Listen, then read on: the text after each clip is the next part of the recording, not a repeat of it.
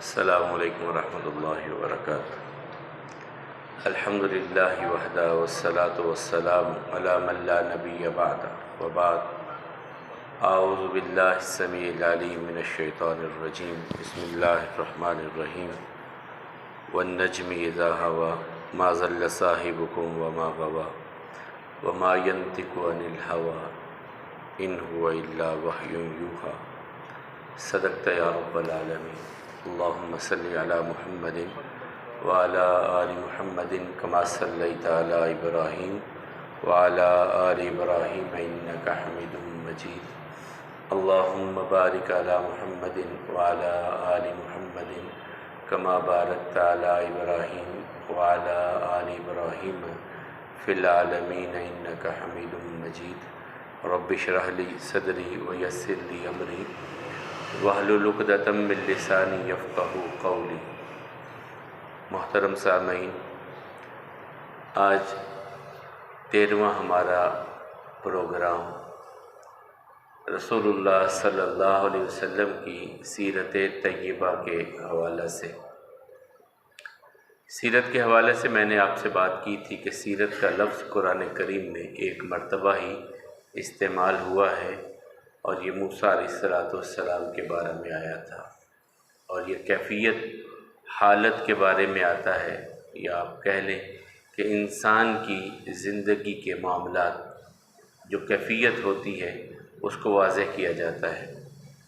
تو رسول اللہ صلی اللہ علیہ وسلم کی سیرت طیبہ کے حوالے سے جو کل ہماری گفتگو مکمل ہوئی تھی، وہ 10ویں سال کے بہت اہم واقعات، یعنی جب رسول اللہ صلی اللہ علیہ وسلم کی زندگی مبارکہ جو ہے وہ 50 سال کی ہوئی، تو اس سال میں جو اہم واقعات آئے ان میں نے آپ کو بتلایا تھا کہ وہ تبلیغ کا ایک سلسلہ مکہ سے باہر کے لیے، دوسری شادی کا ہونا سودا بنت زمعہ رضی اللہ تعالیٰ عنہ کے ساتھ، طائف کا سفر اور وہ مشکلات اور وہ پریشانیاں کہ جن کے بارے میں ماں عائشہ رضی اللہ تعالیٰ عنہ نے ایک بار سوال کیا تھا، آپ کے لیے کون سا دن بہت مشکل تھا؟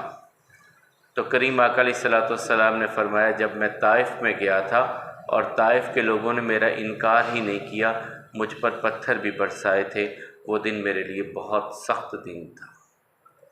پھر اس کے بعد میں نے آپ کو بتلایا کہ جب یہاں سے واپس آئے تو اللہ تعالیٰ کی طرف سے فرشتے حاضر ہوئے کہ اگر آپ اجازت دیں، جبریل کہنے لگے یہ پہاڑوں کا فرشتہ ہے، اللہ تعالیٰ نے بھیجا ہے، یہ آپ کے حکم کا پابند ہے، آپ جو اس کو حکم دیں گے یہ وہی کرے گا آج، تو اگر آپ کہیں تو پہاڑوں میں ان لوگوں کو پیس دیا جائے۔ تو رسول اللہ صلی اللہ علیہ وسلم نے فرمایا، نہیں، میں یہ نہیں چاہتا، میں تو ان کے لیے دعا چاہتا ہوں۔ اور اس وقت پہاڑوں کے فرشتے نے کہا، اللہ نے ایسے ہی نہیں آپ کا نام رؤوف الرحیم رکھا، آپ واقعی رؤوف الرحیم ہیں۔ تو اس کے بعد پھر نبی کریم صلی اللہ علیہ وسلم وادی نخلہ میں آ کر کے ٹھہرے، رات کے وقت میں تلاوت قرآن کریم کی اور جنات کی ایک جماعت کا گزرنا اور ان لوگوں کا ایمان لانا، اسلام قبول کرنا۔ اور قرآن کریم میں 2 جگہ پہ اللہ تعالیٰ نے اس کا تذکرہ کیا، سورہ احقاف میں اور سورہ جن کے آغاز پر۔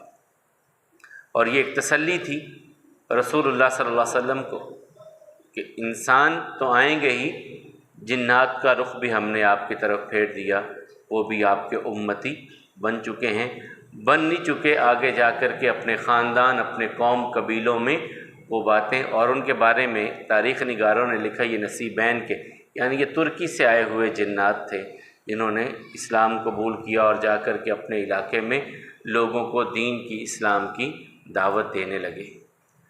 اسی اثناء میں پھر ایک بہت بڑا معجزہ بھی، اعزاز بھی، شرف بھی جو کریم آقا علیہ السلام کے سر اقدس پر ایک بہت بڑا تاج رکھا گیا، نبیوں کی امامت کا، معراج کا، وہ بھی اکثر مورخین اور محدثین کے نزدیک 10 ہجری 10 نبوت میں ہی، یعنی جب رسول اللہ صلی اللہ علیہ وسلم کی مبارک زندگی کا 50واں سال تھا، اسی میں یہ واقعہ پیش آیا۔ بعض نے اس کے بعد بھی کہا ہے، یعنی وہ کہتے ہیں کہ 3 اقوال ہیں اس کے بارے میں مختلف، لیکن حضرت خدیجہ کی وفات سے لے کر کے ہجرت کے درمیان اس کو قرار دیا جاتا ہے، لیکن اکثر نے اس کا کوئی مہینہ، کوئی تاریخ معراج کے واقعے کی کنفرم تاریخ کوئی بھی نہیں۔ بہت سارے احباب نے اسے ربیع الاول میں قرار دیا ہے کہ معراج ہوا ہی رسول اللہ صلی اللہ علیہ وسلم کو ربیع الاول کے مہینے میں اور ہجرت سے 1 سال پہلے ہے۔ بعض نے اسے 27 رجب بھی قرار دیا، بعض نے 17 ربیع الاول بھی اس کو قرار دیا۔ بہرحال یہ مختلف باتیں ہیں، اور وہ کیوں مختلف ہے یہ میں نے آپ کو پہلے ایک بار بتا دیا تھا، اب اس طرف جائیں گے تو بات لمبی ہو جائے گی کہ یہ ہمارے ہاں جو تاریخ کا آتا ہے کہ یہ تاریخ فلاں بھی ہے، اختلاف ہے، یہ کیوں ہے؟ وہ میں نے آپ کو بتایا تھا کہ 12 مہینے تھے اور مہینوں کو کس طرح وہ آگے پیچھے عرب کیا کرتے تھے اور کیوں کیا کرتے تھے، جس وجہ سے ہمیں صحیح تاریخیں نہیں ملتی۔ بہرحال رسول اللہ صلی اللہ علیہ وسلم فرماتے ہیں کہ میں اپنے گھر میں تھا، اور یہ تقریباً 25 کے قریب صحابہ کرام نے یہ واقعہ بیان کیا ہے، اور بعض نے اسی سے لیا کہ یہ شاید بار بار واقعہ پیش آیا ہے، بعض نے کہا کہ یہ متعدد مرتبہ یہ معراج اور اسراء کا واقعہ، اس کے 2 حصے ہیں، ایک کو اسراء کہتے ہیں، ایک کو معراج کہتے ہیں۔ یہ 2 حصوں پر مشتمل واقعہ ہے جس کے 2 علیحدہ حصے ہیں، اور ان کو کبھی سارے کو ہی اسراء کہہ دیتے ہیں، کبھی سارے کو ہی معراج بھی کہہ دیتے ہیں۔ اسراء کا مطلب ہوتا ہے اسرا یسری، رات کے وقت کسی کو لے کر کے چلانا، لے کر کے جانا، اور معراج سے ہوتا ہے عرج یعرج عروجا، اوپر لے کر کے جانا، چڑھانا۔ تو یہ دونوں اس کے حصے ہیں، ان پر ہم بات کریں گے۔ اور معراج میں نبی کریم صلی اللہ علیہ وسلم کو پھر اللہ تعالیٰ کی طرف سے 3 تحفے بہت بڑے ملے۔ وہ تحفے کیا تھے ان پر بھی آج انشاءاللہ بات کریں گے۔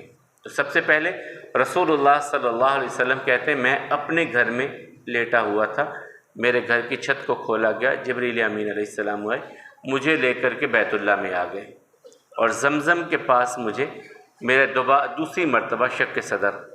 بعض نے یہ 4 مرتبہ کا واقعہ لکھا ہے۔ ایک مرتبہ کا آپ جانتے ہیں کہ جب رسول اللہ صلی اللہ علیہ وسلم کی حیات مبارکہ 6 سال میں تھی تو ماں حلیمہ سعدیہ کے پاس وہاں پر شق صدر کا معاملہ ہوا، اور یہ دوسری مرتبہ ہے۔ بعض نے 4 مرتبہ بھی لکھا ہے۔ 12 تو سینہ مبارک کو چاک کیا گیا کہ مجھے کوئی تکلیف محسوس نہیں ہوئی، دل نکالا گیا، زمزم سے دھویا گیا، سونے کے تشت میں رکھا گیا، پھر رکھ دیا گیا واپس، اور پھر مجھے میرے پاس ایک سواری کو لایا گیا جو گدھے سے بڑی اور خچر سے چھوٹی تھی، اور اس کا قدم تا حد نگاہ جاتا، جہاں نظر پہنچتی تھی وہاں اس کا قدم پہنچتا تھا، اور یہاں سے پھر مجھے لے جایا گیا۔ کہاں لے جایا گیا؟ یہ 15ویں پارے کی پہلی آیہ مبارکہ میں اللہ تعالیٰ نے بیان کیا، سبحان الذی اسری بعبدہ لیلا من المسجد الحرام الی المسجد الاقصی، پاک ہے وہ ذات جو اپنے بندے کو لے گئی رات کے وقت میں مسجد حرام سے مسجد اقصی تک۔ اقصی کا مطلب ہوتا ہے دور کی مسجد۔ جو لوگ یہاں پر کچھ لوگوں کے اعتراض بھی ہیں، وہ کہتے ہیں یہ کوئی معجزہ ایسا نہیں ہے، یہ تو نبی صلی اللہ علیہ وسلم کی ہجرت کی طرف اشارہ ہے کہ مسجد حرام سے دور کی مسجد مدینہ میں اللہ تعالیٰ آپ کو لے گیا۔ وہ بہرحال اس بات کو جو خاص طور پہ احادیث کا انکار کرنے والے لوگ ہیں، یا وہ جو کہتے ہیں کہ عقل میں بات نہیں آتی کہ کیسے یہ ہو گیا، وہ اس کی تعویل یہ کرتے ہیں کہ مسجد حرام سے مسجد اقصی سے مراد دور کی مسجد ہے، اور دور کی مسجد سے مراد جو ہے وہ مسجد نبوی ہے۔ یہاں تک اللہ تعالیٰ نے جو ہجرت کا معاملہ کیا اس وجہ سے یہ معاملہ ہے۔ بہرحال یہ ان کی ایک اپنی سوچ ہے، اس میں حقیقت کچھ نہیں ہے، حقیقت وہی ہے جو اللہ اور اللہ کے رسول نے بیان کی ہے۔ تو رسول اللہ صلی اللہ علیہ وسلم مسجد اقصی کیا اس وقت موجود تھی؟ یہ بھی ایک اعتراض آتا ہے کہ مسجد اقصی موجود تھی، اس کا کوئی وہاں پہ ماڈل تھا، کوئی مسجد تھی؟ وہ تو ختم ہو چکی تھی۔ سب سے پہلے بنائی ابراہیم علیہ السلام کے وقت میں بنی، پھر جو ہے وہ حضرت یعقوب علیہ السلام نے بنائی، پھر سلیمان علیہ السلام نے بنائی، اور اس سے اسے ہیکل سلیمانی کہا جانے لگا۔ تقریباً 650 قبل از مسیح، یعنی عیسیٰ علیہ السلام کے آنے سے تقریباً 650 سال پہلے بخت نصر نے اس کو ڈھا دیا۔ اس کی یہودیوں کے ساتھ چپکلس چلی۔ یہ عراق کا بادشاہ تھا بابل کا، اس نے وہاں پر چڑھائی کی، یہودیوں کو مارا، 1 لاکھ یہودی اس نے قیدی بنائے، اور ہیکل سلیمانی سارے کو ختم کر دیا۔ تبھی تو عزیر علیہ السلام وہاں سے گزرے جس کا اللہ تعالیٰ نے سورہ بقرہ میں تذکرہ کیا ہے، او کالذی مر علی قریۃ وہی خاویۃ علی عروشہا قال ان یحیی اللہ ھذا بعد موتہا۔ ہمارا ایک بندہ اس بستی کے پاس سے گزرا تو بستی بالکل برباد ہو چکی تھی، کوئی چیز باقی سالم نہیں تھی وہاں پر، اللہ اس کو بھی زندہ کرے گا۔ اللہ نے 100 سال موت، وہ لمبا معاملہ چلا جائے گا۔ تو بہرحال بخت نصر نے اس کو بالکل یروشلم کو، مسجد اقصیٰ جسے اب کہتے ہیں، یا اس وقت ہیکل سلیمانی تھا، بالکل ختم کر دیا۔ اس کے بعد دوبارہ پھر یہودیوں نے بنایا اس کو، اور دوبارہ بنانے کے بعد عیسیٰ علیہ السلام کے رفع سماوی کے بعد 70 عیسوی میں ٹائٹس رومی نے اسے پھر دوبارہ ختم کر دیا، اور ایک دیوار بچی جسے دیوار گریہ کہا جاتا ہے، جس میں یہودی جا کر کے اب بھی دعا کرتے ہیں اور اپنی پرچیاں وغیرہ رکھتے ہیں۔ مسجد اقصیٰ کی جگہ موجود تھی، لیکن وہاں پر کوئی عمارت ایسی موجود نہیں تھی، کیونکہ وہ تو ختم ہو چکی ہوئی تھی۔ وہ جگہ موجود تھی ہیکل سلیمانی کی جو بنائی گئی، جہاں پہ تھا وہ جگہ ویسی کی ویسی موجود تھی، وہیں پر امامت کروائی گئی۔ یہ بھی تاریخ نگار کہتے ہیں۔ بہرحال یہ کیوں ہوا؟ مسجد حرام سے مسجد اقصیٰ کیوں؟ کیونکہ اس وقت ابراہیم علیہ السلام کی طرف سے 2 ہی تبلیغ توحید کے بڑے مرکز تھے، اور وہ بنی اسماعیل کے پاس تھا اور وہ بنی اسحاق کے پاس تھا، بنی اسرائیل کے پاس تھا۔ اللہ تعالیٰ یہاں سے وہاں تک لے کر گئے اور بتلایا کہ اب یہودیوں سے بھی اور قریش سے بھی، بیت اللہ کی متولیت قریش سے اور مسجد اقصیٰ کی یہود سے لے کر کے اب پوری کائنات کے لیے امام محمد رسول اللہ صلی اللہ علیہ وسلم کو بنایا جا رہا ہے۔ نہ اب یہود کی امامت چلے گی، نہ قریش کی چلے گی، اب محمد رسول اللہ صلی اللہ علیہ وسلم کے ہاتھ میں یہ دونوں معاملات آگے ہیں۔ شرق و غرب اب ان کے لیے ہے۔ اس کے بعد پھر رسول اللہ صلی اللہ علیہ وسلم کہتے ہیں وہاں پر امامت کروائی نہ انبیاء کرام کو، اور یہاں سے ثم عرج بی الی السماء، اب اس سے دوسرا حصہ شروع ہو جاتا ہے جسے معراج کہا جاتا ہے۔ ثم عرج بی الی السماء، پھر آسمان کی طرف مجھے لے جایا گیا۔ پہلے آسمان پہ پہنچے، اور آسمان کے دروازے ہیں، یہ قرآن کریم میں بھی اللہ تعالیٰ نے بیان کیا۔ دروازہ پہ دستک دی جبریل نے، اور جبریل نے جب دستک دی تو آگے سے سوال ہوا، کون؟ کہا جبریل۔ ساتھ کون ہے؟ محمد صلی اللہ علیہ وسلم۔ بلایا گیا ہے؟ جی بلایا گیا ہے۔ تو انہوں نے اس وقت رسول اللہ صلی اللہ علیہ وسلم کے لیے مرحبا کے الفاظ کہے، اور کہا کہ آپ کا یہاں آنا، رب کا بلایا جانا، ہم آپ کو یہاں پر مرحبا کہنے کے لیے موجود ہیں، اور فرشتوں کا سب سے پہلے رسول اللہ صلی اللہ علیہ وسلم کو وہاں پہ مرحبا کہنا۔ اور اس کے بعد پھر رسول اللہ صلی اللہ علیہ وسلم کا پہلے آسمان پر ہی ملاقات کروائی گئی آدم علیہ السلام سے۔ جبریل گئے، کہا یہ آپ کے ابا جان آدم ہیں، سلام کہیے۔ تو رسول اللہ صلی اللہ علیہ وسلم نے سلام کہا، اور انہوں نے جواب دیا، اور جواب میں کہا مرحبا بابن الصالح والنبی الصالح، اور دوسری روایت میں ہے نعم الابن، سب سے بہترین بیٹے، اور میرے صالح بیٹے، میرے صالح بیٹے اور نبی بیٹے، میں تمہیں مرحبا کہتا ہوں۔ یہاں سے پھر رسول اللہ صلی اللہ علیہ وسلم کو دوسرے آسمان پہ لے جایا گیا۔ وہاں پر حضرت یحییٰ بن زکریا علیہ السلام اور عیسیٰ بن مریم علیہ السلام، ان دونوں کی ملاقات ہوئی۔ رسول اللہ صلی اللہ علیہ وسلم نے فرمایا کہ یہ دونوں خالہ زاد بھائی تھے، دونوں خالہ زاد بھائی تھے۔ یحییٰ علیہ السلام اور ان کے والد دونوں نبی ہیں، اور عیسیٰ علیہ السلام یہ ایک وقت میں 3 پیغمبر، 3 اللہ کے نبی اس وقت بیت المقدس میں ڈیوٹی اور خدمت کے لیے آئے، دعوت دین کے لیے آئے۔ وہاں ان سے ملے اور ان کو بھی سلام کہا، تو انہوں نے بھی نبی کریم صلی اللہ علیہ وسلم کی نبوت کا اقرار کیا۔ یہ نبوت کے اقرار بھی ہو رہے ہیں ساتھ ساتھ، یہ نبوت کا اقرار بھی کیا رسول اللہ صلی اللہ علیہ وسلم کی، اور انہیں مرحبا بھی کہا۔ اور وہاں سے پھر تیسرے آسمان تک جب گئے تو وہاں پر ایسی شخصیت سے ملاقات ہوئی۔ ان دونوں کا کچھ حلیہ بھی بیان کیا، یحییٰ اور عیسیٰ علیہ السلام کا، اور ان کے بال بھی بتلائے کہ گنگریالے بال تھے عیسیٰ علیہ السلام کے، اور بڑے بال تھے، تو چہرہ سرخ و سفید رنگت رکھنے والا تھا۔ کہا پھر تیسرے آسمان پہ جب میں گیا تو وہاں پر میری ملاقات یوسف علیہ السلام، ہم یوسف کہہ دیتے ہیں، یوسف نہیں، سین پر جو ہے وہ پیش ہوتی ہے، یوسف نام اصل ہوتا ہے۔ یوسف علیہ السلام سے میری ملاقات ہوئی، انہوں نے میری نبوت کا اقرار بھی کیا اور مجھے مرحبا بھی کہا۔ نبی کریم صلی اللہ علیہ وسلم کے لیے۔ پھر آقا نے کہا کہ واقعی اللہ نے یار ان کو حسن دیا تھا، واقعی جو کہا جاتا نا آدھا حسن دیا تھا انہیں، وہ ایسے ہی تھے۔ یوسف علیہ السلام کے بارے میں خود رسول اللہ صلی اللہ علیہ وسلم نے کہا۔ پھر وہاں سے آقا علیہ السلام کہتے ہیں چوتھا آسمان ہے، وہاں ادریس علیہ السلام کی ملاقات ہے، پانچویں آسمان پہ جا کے ہارون علیہ السلام ہے، چھٹے پہ سیدنا موسیٰ علیہ السلام ہے، اور ساتویں پہ سیدنا ابراہیم علیہ السلام کی ملاقات ہوتی ہے۔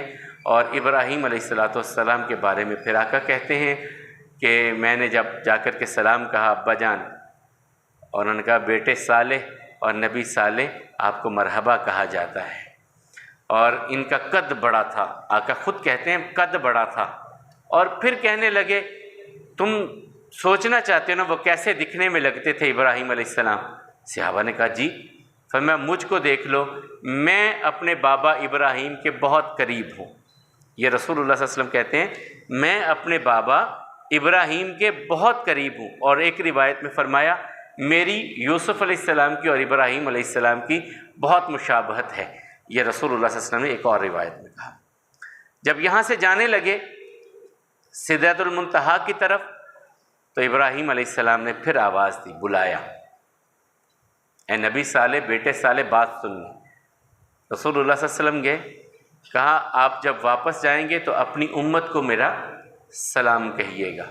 یعنی ہم سب کے لیے ابراہیم علیہ السلام نے سلام بھیجا اور کہا کہ اپنی امت سے ایک میرا پیغام بھی دیجیے گا، اپنی امت کو میرا ایک پیغام دیجیے گا۔ کیا؟ کہا ان سے کہیے گا جنت کی مٹی بڑی کمال کی ہے، اس کے پانی بڑے کمال کے ہیں، میٹھے پانی، بڑے زبردست پانی ہے، لیکن ابھی اس میں کچھ نہیں ہے۔ اپنی امت سے کہیے گا کہ وہاں باغبانی کریں، اپنے لیے خوبصورت باغ لگانے کی تیاری کریں۔ وہ کیسے؟ ان سے کہیے گا کہ اپنی زبانوں پہ یہ ذکر رکھیں، سبحان اللہ والحمد للہ ولا الہ الا اللہ اللہ اکبر۔ یہ اپنی امت سے کہیے گا، یہ ابراہیم علیہ السلام نے کہا۔ پھر گئے سدرۃ المنتہا تک پہنچے۔ اللہ تعالیٰ کہتے ہیں وہاں پر جب پہنچے جو کچھ دیکھا آنکھ نے جھٹلایا نہیں، آنکھ بہکی نہیں، دل نے جھٹلایا نہیں، اس سارے کو دیکھا رسول اللہ صلی اللہ علیہ وسلم نے، اور اللہ تعالیٰ کی طرف سے ہم کلامی ہوئی، واؤہا الی عبدہ ما اوہا۔ اللہ تعالیٰ کی طرف سے آقا کریم علیہ السلام کے لیے وحی کا سلسلہ ہوا، پیغام ہوا، کلام ہوا، اور اس کلام میں پھر 3 باتیں کہیں گئیں، 3 تحفے دیے گئے رسول اللہ صلی اللہ علیہ وسلم کو۔ پہلا تحفہ یہ تھا کہ سورۃ البقرہ کی آخری 2 آیات، سورۃ البقرہ کا اختتامیہ یہ دیا گیا، اور دوسرا اللہ کے حبیب علیہ السلام سے کہا گیا کہ آپ کی امت کے لیے 50 نمازیں ہیں، اور تیسرا تحفہ دیا گیا کہ آپ کی امت میں سے جو شرک نہیں کرے گا میں اسے بخش دوں گا، معاف کر دوں گا۔ 3 تحفے ملے اللہ تعالیٰ کی طرف سے۔ اور جب کریم آقا علیہ السلام وہاں سے واپس پلٹے، موسیٰ علیہ السلام کے پاس سے گزرے، انہوں نے روک لیا، کیا ملا ہے اوپر سے؟ کہا 50 نمازیں۔ کہا میں تجربہ کر چکا ہوں یہود کا، آپ کی امت تو بہت کمزور ہے، بہت آگے زمانہ آ گیا، یہ نہیں پڑھ پائیں گے، آپ جائیے اللہ تعالیٰ سے دعا کیجئے کہ اللہ تعالیٰ تخفیف کر دے، کمی کر دے، سہولت دے دے امت کے لیے، کچھ اپنی امت کے لیے سہولت مانگی ہے۔ تو آقا کریم علیہ السلام تو ہیں ہی ایسے، حریص علیکم بالمؤمنین رؤوف الرحیم۔ آقا علیہ السلام کے اوصاف میں سے اللہ تعالیٰ نے کہا ہے کہ مومنوں کا بوجھ ان کو اپنے آپ پہ بوجھ محسوس ہوتا ہے، یعنی آقا تو امت کا بوجھ دیکھ کر کے خود پریشان ہو جاتے کہ کسی طرح یہ بوجھ کم ہو جائے۔ میں ایک چھوٹی سی مثال دے دیتا ہوں، کہا میرا بڑا جی چاہتا ہے کہ میں تم سب کو حکم دوں ہر نماز کے ساتھ مسواک ضرور کرو، لیکن مجھے تمہاری تکلیف کا احساس ہوتا ہے کہیں تم مشقت میں نہ پڑ جاؤ۔ لولا ان اشق علی امتی لامرتہن بالسواک عند کل صلاۃ، اگر مجھے تمہاری تکلیف کا احساس نہ ہوتا تو میں حکم دیتا تمہیں، لیکن مجھے ہے کہ تم مشقت میں پڑ جاؤ گے، کہاں مسواکیں ڈھونڈتے رہو گے، تو اس لیے میں تمہیں حکم نہیں دیتا، لیکن مجھے محبوب بڑا عمل ہے یہ۔ تو امت کے لیے آسانی کے پہلو کو رکھتے تھے۔ تو رسول اللہ صلی اللہ علیہ وسلم گئے، اللہ تعالیٰ سے دعا کی، تخفیف کا سوال کیا، تو ایک روایت میں ہے 5 کم ہوئی، ایک میں ہے 10 کم ہوئی۔ اصول کافی میں جو اہل تشیع کی بہت بڑی حدیث کی کتاب ہے اس میں 10 کم ہوتی گئی. تو بہرحال جیسا بھی ہوا آخر پہ 5 رہیں. تو موسیٰ علیہ السلام نے کہا کہ ایک بار پھر جائیے. کہا نہیں مجھے اب حیا آتی، اتنی بار اللہ تعالیٰ سے مانگا اور ہر بار میرے رب نے میری جھولی بھر دی، اب میں بار بار جاتے ہوئے مجھے حیا آتی ہے کہ میں اب نہیں جاؤں گا. تو پھر اللہ تعالیٰ کی طرف سے اعلان کیا گیا کہ ہمارے کلمات لا تبدیل لکلمات اللہ، آپ کے رب کی باتیں بدلتی نہیں ہیں. وہ 50 ہی رہیں گی، لیکن آپ کی امت کو آسانی دے دی گئی ہے، آپ کی دعاؤں کے صدقہ میں پڑھیں گے وہ 5، اجر ہم 50 کا ہی عطا کریں گے، اجر ہم 50 کا ہی عطا کریں گے، لیکن وہ پڑھیں 5. یہ ہم نے آپ کے لیے کر دیا ہے. اب یہاں سے رسول اللہ صلی اللہ علیہ وسلم کو کچھ اور چیزیں بھی دکھائی گئیں، کچھ جہنم کا بھی معاملہ دکھایا گیا، کچھ جنت کا بھی معاملہ دکھایا گیا، اور انہیں وہاں کا عینی گواہ بنایا گیا تاکہ آپ جا کر کے امت کو بتلائیے یہ چیزیں ہیں. اور اس میں خاص طور پہ آقا علیہ الصلوۃ والسلام نے دیکھا سود کھانے والے کہ ان کے اونٹ، ان کے پیٹ بہت بڑے ہیں جیسے مٹکے ہوتے ہیں، اور وہ انگارے اپنے پیٹ میں لے کے جا رہے ہیں، آگ کے انگارے پیٹ میں لے کے جا رہے ہیں. اسی طرح دیکھا کہ کچھ لوگ ہیں ان کے پاس ایک طرف بالکل تازہ فریش گوشت موجود ہے اسے نہیں کھا رہے، ایک طرف سڑا گلا مردار ہے اسے کھا رہے. کہا یہ کون ہے؟ کہا یہ زناکار لوگ ہیں. پھر ایسے بھی دیکھا کہ جو سڑا ہوا بدبودار گوشت، کہا یہ کون ہے؟ یہ آپ کی امت میں سے وہ ہیں جو لوگوں کی غیبتیں کرتے تھے، چغلیاں کرتے تھے، یہ وہ لوگ ہیں. مختلف چیزیں یہ دکھائی گئیں. اور اسی طرح پھر آقا علیہ الصلوۃ والسلام نے یہ کہتے ہیں جب مجھے جنت کا دکھایا گیا تو وہاں ایک بہت خوبصورت محل دیکھا. میں نے محل دیکھا تو میں نے پوچھا جبریل یہ کس کا ہے؟ کہا آپ کی امت میں سے ایک فرد کا ہے. میں نے پوچھا کس کا؟ کہا یہ عمر بن خطاب کا ہے. میرا دل میں آیا کہ میں اندر جا کے دیکھوں. اب وہ کتنا خوبصورت ہوگا کہ آقا علیہ الصلوۃ والسلام کے دل میں آیا کہ میں اندر جا کے دیکھوں، کتنا خوبصورت ہوگا وہ. تو آقا علیہ الصلوۃ والسلام کہنے لگے جب میں آگے بڑھا تو اس کے صحن میں ایک خاتون کو میں نے وضو کرتے دیکھا. میں پلٹ آیا، مجھے عمر کی غیرت یاد آ گئی. اور جب یہ واقعہ بیان کر رہے تھے تو عمر رضی اللہ تعالیٰ رو پڑے. علیک اغار یا رسول اللہ صلی اللہ علیہ وسلم، میں نے آپ کے بارے میں، آپ جاتے تو صحیح، دیکھتے تو صحیح. رو پڑے عمر رضی اللہ تعالیٰ. اور پھر یہیں پہ آقا علیہ الصلوۃ والسلام نے بلال رضی اللہ تعالیٰ کے قدموں کی آہٹ کو محسوس کیا، سنا، اور ان سے پھر پوچھا تھا آ کر کے کہ بلال تجھے کس عمل پہ ہے کہ یہ عمل اللہ کو میرا بڑا پسند آیا ہوگا؟ کہا جی میرے عمل کہاں، کیا میرے عمل، اللہ نے دین کی دولت دے دی یہی میرا عمل ہے اور میرے پاس ہے کچھ نہیں. کہا نہیں کچھ بتا، کچھ بتا. کہا جی پھر میں کوشش کرتا ہوں باوضو رہنے کی اور وضو کے بعد تحیت الوضو 2 نفل پڑھنے کی کوشش کرتا ہوں. کہا شاید اسی لیے میں نے آسمان پہ جنت میں تیرے قدموں کی آہٹ کو، دونوں روایات ہیں، تیرے قدموں کی آہٹ کو سنا آسمان پہ. یہ اللہ تعالیٰ نے اعزاز دیا بلال رضی اللہ تعالیٰ عنہ کو. اور اس کے بعد پھر رسول اللہ صلی اللہ علیہ وسلم کو دودھ اور شراب کے 2 جو ہیں وہ کٹورے یا برتن پیش کی گئی، 2 چیزیں پیش کی گئی. تو رسول اللہ صلی اللہ علیہ وسلم نے دودھ کو پسند کیا، دودھ کو پسند کیا. تو وہاں پر حضرت جبریل کہنے لگے الحمدللہ، یہ اللہ تیرا شکر ہے تو نے محمد صلی اللہ علیہ وسلم کو فطری چیز کی طرف ان کی رہنمائی کر دی ہے. اور ساتھ ہی کہا کہ اگر آپ شراب کی طرف ہاتھ بڑھا لیتے تو آپ کی امت کی اکثریت گمراہ ہو جاتی. دودھ کو پسند کیا رسول اللہ صلی اللہ علیہ وسلم نے معراج میں اپنے لیے، اور یہ فطری عمل تھا. یہاں سے 50 نمازیں اور بعض احباب، ہاں ایک چیز اور یہاں پہ ہے کہ ہمارے اکثر ساتھی کہہ دیتے ہیں کہ نمازیں بخشوانے گئے اور روزے گل پہ گئے. یہ بات بالکل غلط ہے. رمضان کے روزوں کی فرضیت اور نمازوں کی فرضیت میں تقریباً 5 سال کا فرق پڑتا ہے، تقریباً 5 سال کا فرق ہے. تو بہرحال رسول اللہ صلی اللہ علیہ وسلم واپس پلٹے، آئے، آ کر کے انہوں نے پھر یہ بات جب بیان کی، لوگوں نے کہا، پوچھا، بعض جگہ پہ سوال کیا کوئی اور چیز بتلائیں، کوئی چیز اور بھی کچھ ہوئی ہے آپ سے؟ تو رسول اللہ صلی اللہ علیہ وسلم میں ہاں آج کی رات میں یہاں سے وہاں تک گیا تھا، مسجد اقصیٰ تک، پھر آسمانوں تک.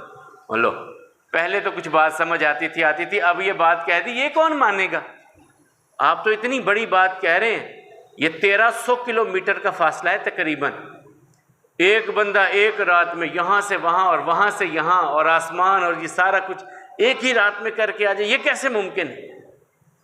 تو رسول اللہ صلی اللہ علیہ وسلم سے انہوں نے پھر سوالات کیے، پوچھا کہ اچھا بتلائیے، آپ کہتے ہیں میں گیا تھا مسجد اقصیٰ گیا تھا، تو اس میں یہ ایک بندہ گیا ہے سرسری طور پہ، تھوڑا سا وقت گزارا ہے، کتنا بندہ آبزرو کرے گا؟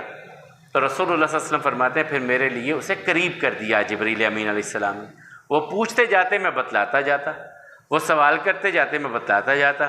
اب ان کو تسلی ہو جانی چاہیے تھی لیکن ایسا نہیں ہوا۔ پھر انہوں نے سوال کیا، نبی کریم صلی اللہ علیہ وسلم نے بتلایا، سنو تمہارا ایک قافلہ وہاں پر ہے سفر کرتے ہوئے، اور اس رات میں جو رات گزری ہے اور جس کا میں واقعہ بیان کر رہا ہوں، اس رات میں ان کا اونٹ وہ وہاں پر سے بھاگا ہے، اس پر پانی سامان بھی تھا، سارے قافلے والے بھاگ دوڑ کر کے اسے قابو کرنے کی کوشش کر رہے تھے۔ جب وہ قافلہ آئے اسے پوچھ لینا ایسا ان کے ساتھ ہوا تھا۔ اور پھر جب وہ قافلہ مکہ میں واپس پلٹا تو انہوں نے پوچھا کہ فلاں فلاں رات فلاں آج سے اتنے دن پہلے کیا ایسا ہوا؟ انہوں نے کہا بالکل ایسا ہمارے ساتھ ہوا تھا۔ اور ابو جہل کو بھی ایک بات مل گئی، اس نے کہا کہ یہ تو یار کیسے ممکن ہے؟ اب ابو بکر کے امتحان لیتے ہیں۔ وہ سیدنا ابو بکر رضی اللہ عنہ کے پاس گئے، دروازے پہ دستک دی۔ ابو بکر مانتے ہو کہ کوئی بندہ کہے کہ میں مسجد حرام سے مسجد اقصیٰ اور پھر آسمان ایک رات میں؟ وہ سمجھ گئے۔ کہا کس نے کہا ہے؟ کہا محمد صلی اللہ علیہ وسلم نے۔ کہا اللہ کی قسم اگر انہوں نے کہا ہے تو سچ ہی کہا ہے، اگر انہوں نے کہا ہے تو سچ کہا ہے۔ یہیں پر سے انہیں صدیق کہا جانے لگا۔ ابو بکر نے سب سے پہلے اس بارے میں تصدیق کی، اور وہ کافر کہا یہ تم تو بہت چھوٹی بات کہتے ہو، اس سے بڑی بات بھی اگر محمد رسول اللہ صلی اللہ علیہ وسلم کہیں گے تو ابو بکر اس پر ایمان لانے والا ہوگا، تسلیم کرنے والا ہوگا۔ اسی لیے سیدنا علی رضی اللہ تعالیٰ ایک موقع آیا، وہ موقع تھا عمر فاروق رضی اللہ تعالیٰ کی شہادت کا، اور جب ان کو کفن دفن غسل وغیرہ ہو گیا نا، تو جس طرح میت کے گھر میں ابھی جنازہ تیار ہے، لوگ باہر اکٹھے ہو جاتے ہیں کہ جنازے کا وقت ہو گیا، اس طرح بہت سارے لوگ اکٹھے ہو گئے عمر رضی اللہ تعالیٰ کے گھر کے پاس۔ عبداللہ ابن عباس کہتے ہیں میں بھی ان میں تھا، تو لوگ باتیں کرنے لگے، عمر کی یہ خوبی تھی، یہ خوبی تھی، یہ خوبی تھی، یہ خوبی تھی، ہر کوئی اپنی اپنی بات کر رہا ہے اور دعا کر رہا ہے عمر رضی اللہ تعالیٰ کے لیے۔ تو اسی اثناء میں ایک بندے نے آ کر کے پیچھے سے میرے کندھے پہ ہاتھ رکھا، عبداللہ بن عباس کہتے ہیں، اور کہنے لگے یار ایسا بندہ ہے کہ اس کے بعد مجھے کوئی نظر نہیں آتا جس کے بارے میں میں کہوں کاش میرے عمل اس جیسے ہوتے، کاش میرے عمل اس بندے جیسے ہوتے، اس کے بعد مجھے عمر کے بعد کوئی نظر نہیں آتا۔ اور یہ وہ ہے کہ میں امید رکھتا ہوں اللہ تعالیٰ انہیں اپنے ساتھیوں کے پاس پہنچا دے گا، یعنی رسول اللہ صلی اللہ علیہ وسلم اور ابو بکر کے پاس۔ میں نے اتنی بار رسول اللہ صلی اللہ علیہ وسلم کی زبان سے سنا کہ یہ کام میں نے کیا، ابو بکر نے کیا، عمر نے کیا، فلاں جگہ پہ میں گیا، ابو بکر گئے، عمر گئے، فلاں جگہ پہ ایسے میں آیا، ابو بکر آئے، عمر آئے، فلاں کام میں نے کیا، ابو بکر نے کیا، عمر نے کیا، فلاں کھانا میں نے کھایا، ابو بکر نے کھایا، عمر نے۔ تو حضرت عبداللہ بن عباس کہتے ہیں میں نے یوں پلٹ کے پیچھے دیکھا تو وہ علی رضی اللہ تعالی عنہ تھے جو یہ بات کہہ رہے تھے۔ بہرحال نبی کریم صلی اللہ علیہ وسلم کے بارے میں کہتے ہیں اس سے بڑی بھی بات کہیں تو ہم تصدیق کرنے والے ہیں۔ اب یہاں پر سب سے بڑی چیز جو ملی ہے، 3 تحفے ہیں معراج کے حوالے سے، 3 تحفے ہیں۔ وہ سورہ بقرہ کا آخری آیات، اور انہی کے بارے میں ایک مرتبہ پھر خوشخبری کے طور پہ کہا گیا۔ کریم آقا علیہ الصلوۃ والسلام بیٹھے ہوئے تھے مدینہ میں، جبریل امین علیہ السلام بھی آ گئے، اور ایک بہت زور کا دھماکہ ہوا، زور کا۔ تو سب کی نگاہ اوپر کو اٹھی، تو جبریل کہنے لگے یا رسول اللہ صلی اللہ علیہ وسلم آج آسمان کا وہ دروازہ کھلا جو آج سے پہلے کبھی نہیں کھلا تھا۔ ایک فرشتہ آیا، اس نے آ کے سلام کہا کہ یہ آج سے پہلے زمین پر نہیں آیا، پہلی مرتبہ ہے، اور اس نے آ کے کہا یا محمد صلی اللہ علیہ وسلم ابشر بنورین، اے محمد صلی اللہ علیہ وسلم آپ کو 2 نوروں کی بشارت دی جاتی ہے۔ کون سے؟ ایک سورۃ الفاتحہ اور ایک سورہ بقرہ کی آخری 2 آیات، یہ اللہ تعالیٰ کی طرف سے نور کے طور پر عطا کیے گئے ہیں۔ تو یہ دونوں، ایک پہلی سورہ بقرہ کی آخری آیات، دوسرا تحفہ ملا کہ آپ کی امت میں سے جو شرک نہیں کرے گا اس کی بخشش ہو جائے گی۔ اور شرک کے بارے میں اللہ تعالیٰ نے واضح طور پہ قرآن کریم میں 2 جگہ پہ اعلان کیا، ان اللہ لا یغفر ان یشرک بہ ویغفر ما دون ذلک لمن یشاء، کہ میں نے شرک معاف نہیں کرنا، اس کے ماں سوا جو چاہوں میں گناہ معاف کر دوں۔ اور تیسری چیز تھی نماز۔ اب میں بالکل اختصار سے اس کے بارے میں آپ سے بات کرنا چاہوں گا کہ یہ اتنی بڑی چیز ہمارے پاس اللہ تعالیٰ کی طرف سے تحفہ ہے، اور ہمیں اس تحفے کے بارے میں احساس نہیں۔ ہم نمازی نہیں ویسے بن سکے جیسے بننا چاہیے تھا۔ وہ مار کھا کر کے نمازیں پڑھتے ہیں، اور ہم اپنے گھروں میں اپنے عشرت قدوں میں بیٹھے ہیں، کوئی عذر ہمارے پاس نہیں ہے، اور ہم نماز کی طرف نہیں آتے۔ ہر بندہ کامیاب بھی ہونا چاہتا ہے، پھر نماز کی طرف نہیں آتا۔ کتنی بڑی سعادت ہوتی ہے، دنیا میں ایک ہی جگہ پہ وہ عبادت ہے طواف کعبہ کی، نماز کے لیے وہ بھی رک جاتا ہے۔ ایک ہی جگہ پہ وہ عبادت ہوتی ہے طواف کی، وہ بھی رک جاتا ہے، لیکن میرے اور آپ کے کاروبار نہیں رکتے، میری اور آپ کی زندگی میں ہلچل نہیں آتی، میں اور آپ کبھی اس طرف سوچتے نہیں، ہمارے دھیان ہی نہیں آتے۔ مسئلہ کیا ہوتا ہے، 1 صف 1.5 صف، کیا یہ نمازی ہیں؟ ایک گلی کے افراد کو گنا جائے نا، صرف مرد حضرات کو تو مسجد بھر جائے، ایک گلی میں جو مرد حضرات ہیں صرف وہ گنے جائیں۔ ہمارا نماز کی طرف وہ خیال ہی نہیں اتنا آتا۔ سب سے پہلا سوال تو یہی ہوگا، بھائی کیا ہماری تیاری ہے اس کے بارے میں؟ کیا ہم نمازی ہیں؟ کیا ہمارے جی بے قرار ہوتے ہیں؟ وہ جو میں اکثر کہتا ہوں کہ سوال کرتے ہیں نماز قبول ہوئی کہ نہیں، انہوں نے کہا اگر ایک نماز پڑھی ہے اور اگلی نماز پڑھنے کو دل چاہتا ہے تو سمجھ لو پہلی اللہ نے قبول کر لی، اور دوسری کے لیے اللہ تعالیٰ تمہیں تڑپا رہے ہیں کہ چل چل تیاری کر۔ اگر پہلی قبول، دوسری کے لیے تڑپ نہیں پیدا ہوئی تو سمجھو پہلی قبول نہیں ہوئی۔ اور اللہ کے حبیب علیہ السلام کہتے ہیں جعلت قرۃ عینی فی الصلاۃ، میری آنکھوں کی ٹھنڈک، آقا کہتے ہیں میری آنکھوں کی ٹھنڈک نماز ہے۔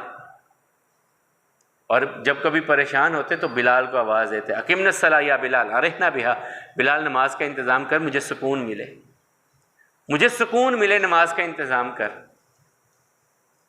اور اللہ کے حبیب علیہ السلام غصے میں ایک مرتبہ آ گئے، باوجود رحمت للعالمین ہونے کے، کہا میرا جی چاہتا ہے نوجوانوں سے کہوں لکڑیاں اکٹھی کریں اور اپنے مصلے پہ کسی اور کو کھڑا کروں اور ان گھروں کو آگ لگا دوں جہاں لوگ بغیر عذر کے بیٹھے ہیں، نماز پڑھنے کے لیے نہیں آتے، لیکن مجھے ڈر ہے وہاں بچے بھی ہیں، خواتین بھی ہیں، بچے اور خواتین ہیں وہاں پر۔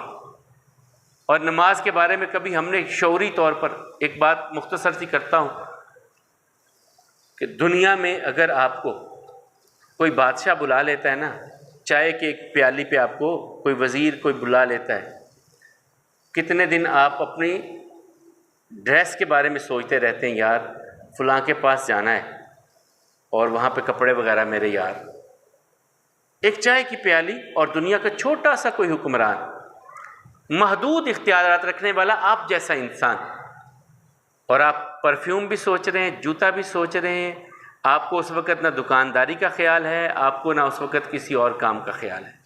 آپ پلان کرتے ہیں، سوچتے ہیں، اور پھر سوچتے ہیں جاتے ہوئے بھی کہ کوئی لفظ ایسا نہ نکل جائے کہ وہاں عزت میں آپ کے چہرے پہ کوئی سلوٹ آ جائے۔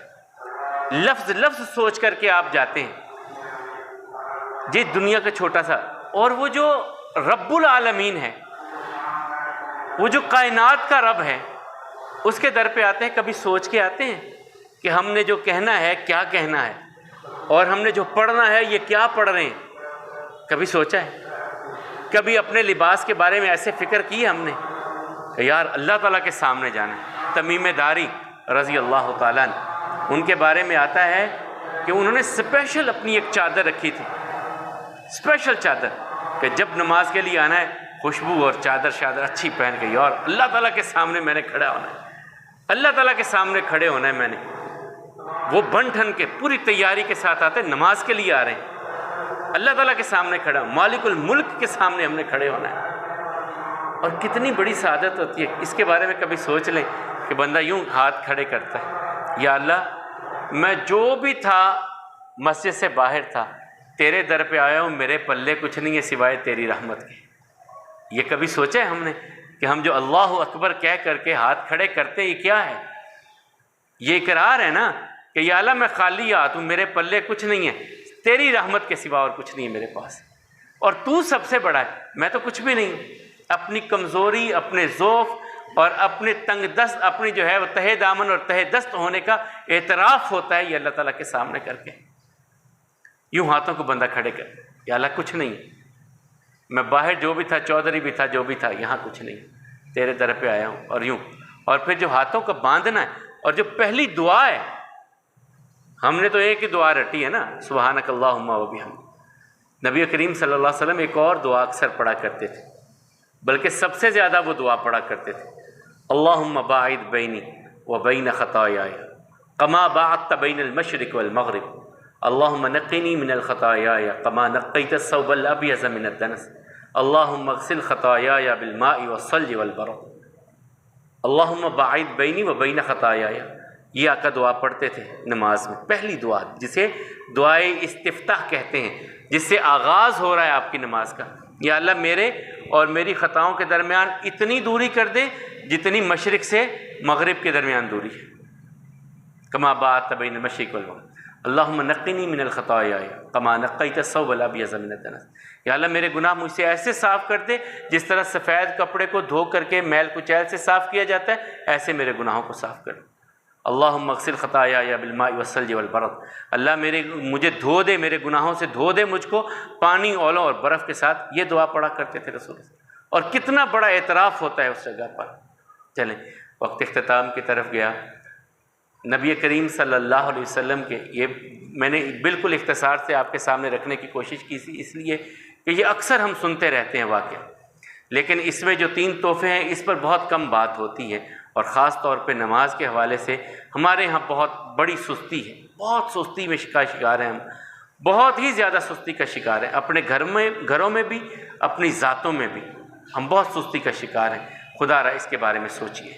تو آج نبی کریم صلی اللہ علیہ وسلم کی زندگی مبارکہ کے 50ویں سال کے حوالے سے گفتگو تھی، اور اس میں ہم نے معراج اور اسراء، یہ 2 حصے ہیں۔ اسراء جو ہے وہ پہلا بیت اللہ سے مسجد حرام تک، اور وہاں سے معراج ہے آسمان تک، اور پھر وہاں سے واپس پلٹنا، اللہ تعالیٰ کی طرف سے 3 تحفوں کا ملنا، انبیاء کرام کی امامت کروانا، اور پھر نبی کریم صلی اللہ علیہ وسلم کا آ کر کے یہ بتلانا، اور صحابہ کرام کا اس کی تصدیق کرنا، پھر نمازوں کا معاملہ، نمازوں کے حوالے، اوقات کے حوالے سے چلیں، یہ بھی کچھ کل بات انشاءاللہ آئے گی کہ جب یہ آقا علیہ الصلوۃ والسلام کو 5 نمازیں ملیں، ان کے اوقات کے حوالے سے پھر جبریل امین علیہ السلام آئے، ایک دن آئے بالکل ابتدائے وقت میں نمازیں پڑھائیں، اور اگلے دن آخری وقت پہ یہ دونوں اوقات بتلائے کہ فجر یہاں سے یہاں تک، ظہر یہاں سے یہاں تک، عصر یہاں سے یہاں تک، مغرب یہاں سے یہاں تک، اور عشاء یہاں سے یہاں تک۔ یہ اوقات کیا ہیں یہ کل انشاءاللہ بیان کریں گے، اور اسی طرح کچھ اور چیزیں بھی اس کے ساتھ آ جائیں گی، خاص طور پہ یثرب کے حوالے سے کہ رسول اللہ صلی اللہ علیہ وسلم، حضرت ابوبکر اور حضرت علی، حج کا موقع آیا، لوگوں کو تبلیغ کی، 6 بندے اس وقت مسلمان ہوئے، وہ کون کون سے تھے، کہاں سے تھے، اور پھر ایک نئی بنیاد جو بنی ایک جگہ کی، تو یہ انشاءاللہ کل ہم بات کریں گے۔ اللہ کم الحاکمین ہم سب کے گناہوں کو معاف فرمائیں، کمیوں کوتاہیوں سے درگزر فرمائیں، ہم سب کو نمازی بنائیں۔ مالک اپنی جب تک ہماری زندگی ہے ہمیں سجدوں کی توفیق عطا فرمائیں۔ یہ قرب الہی کا سب سے بڑا مرتبہ سجدہ ہے، سب سے بڑا۔ اللہ اس کی ہمیں زندگی کی آخری سانسوں تک توفیق عطا فرمائیں، اور ہماری ٹوٹی پھوٹی عبادتوں کو اپنی بارگاہ میں قبول فرما لیں۔ مالک و مولا ہماری ٹوٹی پھوٹی عبادتوں کو اپنی بارگاہ میں قبول کر لیں، اور جنت کی جو مٹی بڑی خوشبودار اور پانی بڑا میٹھا ہے، اس میں اپنے لیے باغات سبحان اللہ والحمد للہ ولا الہ الا اللہ واللہ اکبر کہتے ہوئے ان باغات کو بنانے کی توفیق عطا فرمائے۔ اقول قولی ھذا والحمد للہ، استغفر اللہ لی ولکم ولسائر المسلمین۔